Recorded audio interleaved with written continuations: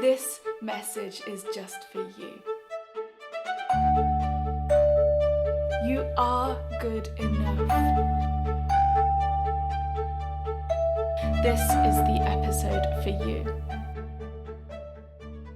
If you are losing patience or feeling like you are never going to get there with your new language, I recorded this video just for you. So as language learners, we all know the frustration of feeling like we're not making the progress that we really want to be making. We all know the questioning and almost the panic that comes with it. Is it just a case that we need to be more patient? Are we on completely the wrong track? And if we keep going at this rate, will we ever get there in our whole lifetimes? And I know from experience that it doesn't matter how many times other people try to reassure you that yes, this happens to everyone, yes, we all feel behind sometimes, or yes, we all feel like we're not where we should be at points in our journey. That message just never seems to sink in for very long. Because if you're anything like me, intellectually we get it. We know that it's going to take time, and we know we can't expect it all to happen overnight. But deeper down, there's just always this flustered, anxious part of us that refuses to believe it and keeps standing over us and hurrying us along.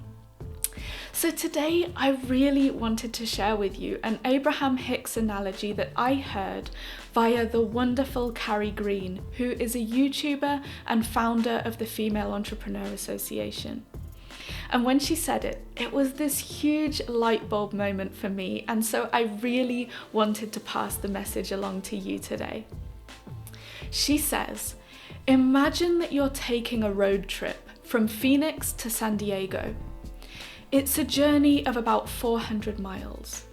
And for the vast majority of that journey, even though you set off with the intention of getting to San Diego, even though you want to be in San Diego, you are not in San Diego. For most of that journey, 99% of that journey, you are not where you want to be. But you know it takes time to get there, and you know that for every mile you drive in the right direction, you are getting a mile closer to your goal. But on the language journey, or in her case, the entrepreneurial journey, we can be like children saying, "Are we there yet?" every few minutes. With intangible journeys, we just don't have the same faith that we're going to get there. And that's partly because we don't have the same kind of roadmap that lets us count down the miles. We can't just glance down and check whenever we want that we're still going in the right direction and still taking the quickest route. On a language learning journey, we can't estimate to the minute or to the day how long this whole thing is going to take. But what we can know, and what we do know, is when we're going in the right direction. Because when we set ourselves a really clear language goal, that's a goal that says, I want to pass this exam at this grade that will allow me to do this in my language, or a goal that says, I want to be able to make friends with people that share my interests in Spain, in Spanish. Those are the kinds of goals that let us set intermediate milestones. This isn't about saying, I want to be fluent in my language, because that is like setting an entire continent as your destination, while actually subconsciously checking yourself about whether you've got to one tiny town within it.